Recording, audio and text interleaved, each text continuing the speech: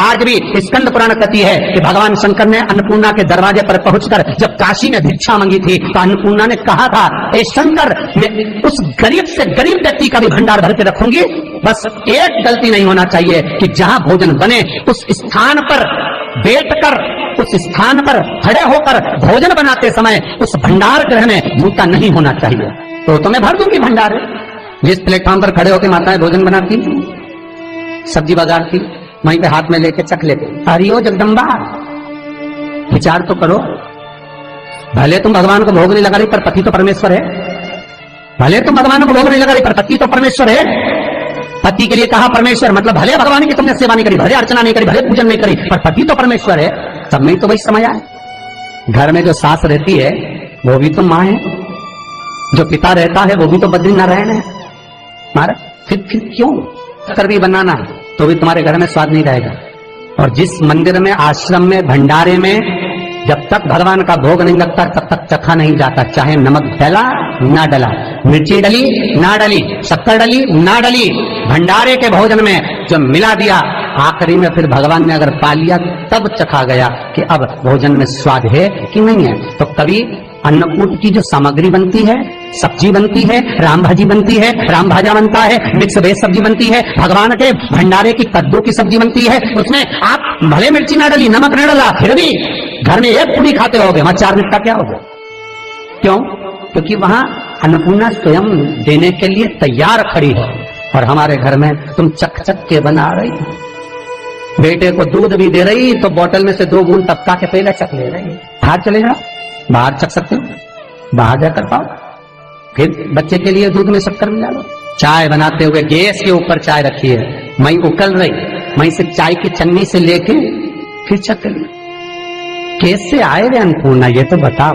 लोग कहते हैं हमारे घर में सारा सुख है गुरुजी, पर शांति नहीं है। हमने शांति ना जाने चली गई क्योंकि किचन में किच किच भरा गई। शांति कहां से होगी? इतना किच किच भरा हुआ है। प्रेम, करुणा, वात्सल्यता, स्नेह, समर्पण समाप्त हो गया। पंडित जी कहते हैं कि जिस घर में भोजन बनाते समय औरतें खाना चख लेती है उस घर से अन्नपूर्णा नाराज हो जाती है।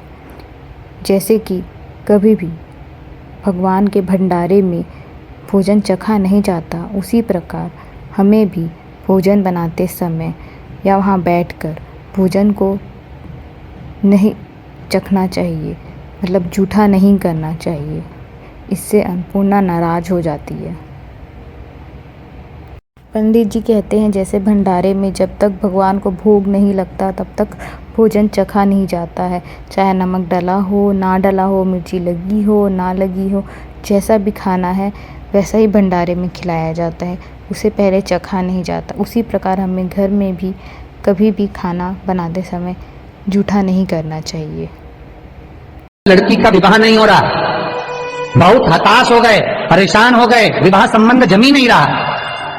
किसी भी बुधवार के दिन तांबे के कलश में चने की दाल को भर लीजिए, किसी भी बुधवार, और तांबे के कलश में चने की दाल को भर लो, उसमें 2 गोल सुपारी रख लो, पूजन वाली सुपारी रखकर 2 सिक्के उसमें रख लो, पीले कपड़े से मुख बांध दो, उसका पूजन करो बुधवार के दिन भी, और गुरुवार के दिन उसका पूजन स्नान करने के बाद करना। पर घर में किसी से बात मत करना, मुख से शब्द मत, मुख झूठा मत करना। पूजन करने के बाद उल्टे हाथ पर कलश को रखकर सीधे हाथ से ढककर कोई ब्राह्मण के घर में जाकर साथ में किसी को ले जाओ, बिना बोले, बिना बात करे, बिना कहे, साथ जाकर ब्राह्मण का दरवाजा बजा दे, बात कर ले और तुम्हें गया वो, पर तुम्हें नहीं बोलना है। और वो कलश ब्राह्मण की अपनी कामना कर कर वो कलश का दान दे दिया जाए। महाराज ज्यादा से ज्यादा 4 महीना 3 महीने के अंदर विवाह संबंध पक्का हो जाता है। विवाह से यदि लड़का लड़की का विवाह नहीं हो रहा है, बहुत हताश हो गए हो, परेशान हो गए हो, विवाह संबंध जम ही नहीं रहा है, तो किसी भी बुधवार को दिन तांबे के कलश में चने की दाल को भर लीजिए। तांबे के कलश में चने की दाल भर लो, उसमें 2 गोल सुपारी रख लो पूजा वाली, और 2 सिक्के भी रख लो। पीले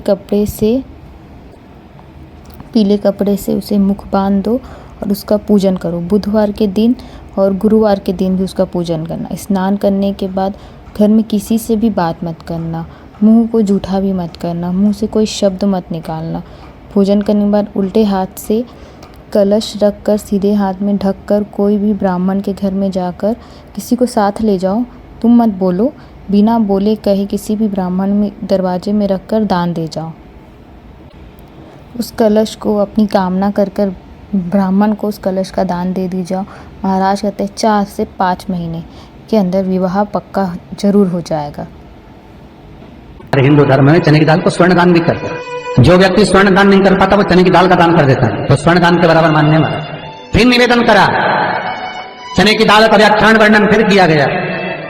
मान लो कोई प्लाट है, कोई प्रॉपर्टी है, कोई जमीन है, कोई जायदाद और नहीं बिक रही, बहुत परेशान हो गए, लाखों करोड़ों रुपए तुम्हारे डूब गए और ये प्रॉपर्टी बिके, तब तुम उबरो, तो उसके लिए चने की दाल को एक रात्रि पहले रविवार के दिन घर में गला लीजिए और उसको गलाकर दूसरे दिन उसमें थोड़ा सा चंदन मिलाकर पीस लीजिए। पर पीसना आपको मिक्सर में नहीं है, पीसना आपको सिलबट्टे पर, चकोटी पर जो आपके यहाँ उससे उसको पीस लीजिए। और पीसने के बाद उसमें थोड़ा सा दूध मिलाकर शिव मंदिर में जाकर शंकर भगवान के शिवलिंग का सोमवार के दिन लेपन करिए। लेपन कर कर अपनी कामना कर कर शिवलिंग पर 3 उंगलियां लगा लीजिए।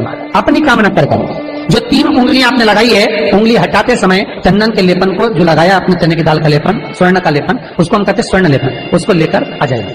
महाराज उसको थोड़ा सा लेकर आ जाओ, एक किसी भी फूल में उसको लगाकर जो जमीन, जो प्रॉपर्टी, जो जगह बेचना है वहां पटक दीजिए। महाराज उसके ग्राहक आना चालू हो जाएंगे और वो प्रॉपर्टी शीघ्र बिक जाएगी, अपनी कामना के अनुसार बिकेगी कि कितने में आपको बेचना, अपने अनुसार।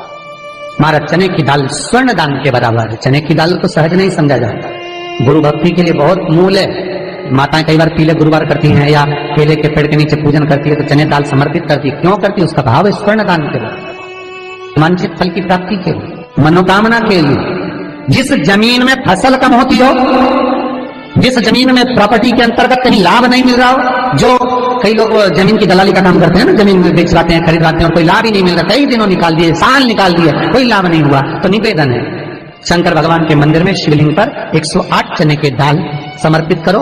उस 108 चने की दाल को प्रदोष के दिन शाम के समय समर्पित कर कर उस दाल को उठाकर लिया, जेब में पीले रुमाल के साथ उसको बांध कर रख लो। किसी प्रॉपर्टी का सौदा कराने जाओ, उसको पटक कर लेकर जाओ, आपके लाभ होना चाहिए, सौदे होने चाहिए, आपको कमीशन मिलना चाहिए। करना आपको है। कोई भी चीज जो भगवान को समर्पित हो रही है उसमें कोई चीज में सहजता नहीं हो सकती, विषयता का भाव रहता है, उसके अंदर सुख का भाव, सुख का अनुभव रहता है। हिंदू धर्म में चने की दाल को स्वर्ण दान भी कहा गया है। जो व्यक्ति स्वर्ण का दान नहीं कर सकता वह चने की दाल का दान करता है। चने की दाल को स्वर्ण के दान के बराबर माना गया है। महाराज जी कहते हैं कि मान लो कोई प्रॉपर्टी है, कोई ज़मीन है, कोई जायदाद है जो बिक नहीं रही है, लाखों रुपए अटके हुए हैं, ये प्रॉपर्टी बिक नहीं रही है, तो आपको क्या करना है? तो रविवार के दिन एक रात्रि पहले चने की दाल को घर में गला लीजिए और गलाकर उसको दूसरे दिन थोड़ा सा चंदन मिलाकर पीस लीजिए।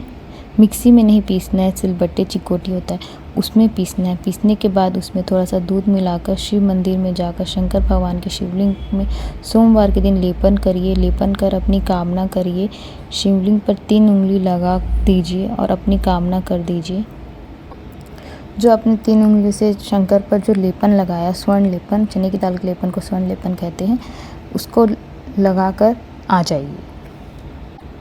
उस लेपन को लगाकर आ जाओ। उसको थोड़ा सा अपने हाथ में लेकर वो किसी भी फूल में लगाकर उसको जो ज़मीन, जो प्रॉपर्टी जो बेचना है